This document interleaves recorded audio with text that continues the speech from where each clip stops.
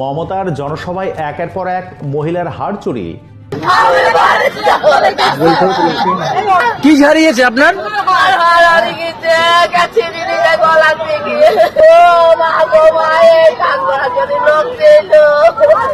আপনারও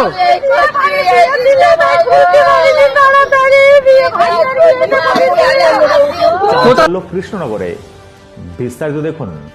মুখ্যমন্ত্রী মমতা বন্দ্যোপাধ্যায়ের জনসভায় এসে সোনার হার চুরি একের পর এক মহিলার। ঘটনাটি ঘটেছে নদিয়ার কৃষ্ণনগরে। কার্যত মহিলাদের গলার থাকা সোনার হার ছিঁড়ে নিয়ে পালিয়েছে দুষ্কৃতীরা। জর্জরি কান্নায় ভেঙে পড়েছে তারা। আর এই ঘটনা নিয়ে গোটা এলাকায় ছড়িয়েছে চাঞ্চল্য, এমনকি শাসক দলের দিকেই উঠেছে আঙুল। সূত্রের খবর, আজ নদিয়ার কৃষ্ণনগরে মুখ্যমন্ত্রী মমতা বন্দ্যোপাধ্যায়ের জনসভা ছিল, আর সেখানে উপস্থিত হয়েছিলেন হাজার হাজার মহিলা।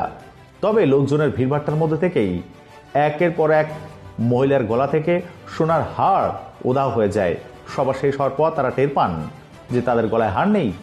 এরপর কান্নায় ভেঙে পড়ে মধ্যবিত্ত পরিবারের ওই মহিলারা।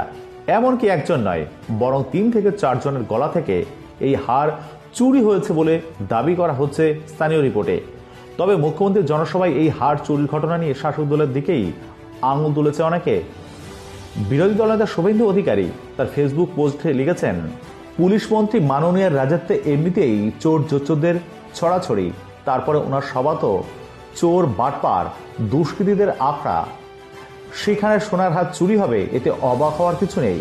যেখানে চাকরি চোর থেকে রেশন চোর, কয়লা, গরু, বালি, পাথর পাচারকারীরা আসে অনুপ্রেরণার টানে, সেই সবাই গেলে মা বোন দিদিদের বলবো সাবধানে থাকবেন ও সচেতন থাকবেন।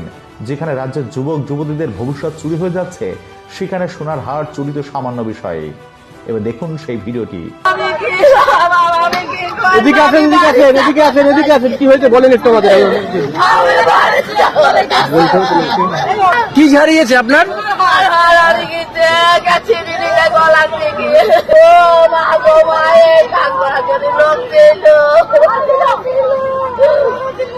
আপনারও হারিয়েছে দিদি? আপনারও?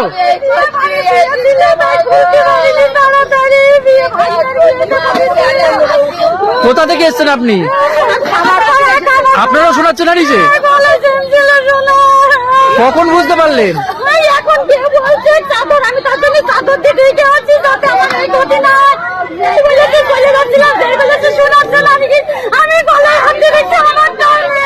পুলিশকে জানিয়েছেন? পুলিশকে জানান।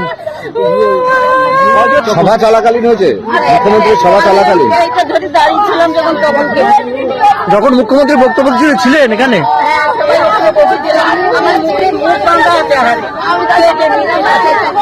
উনি যখন বেরোতে যাচ্ছিলেন, কখন বুঝতে পারলেন?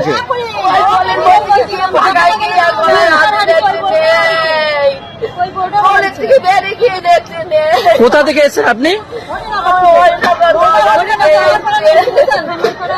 করিমপুর।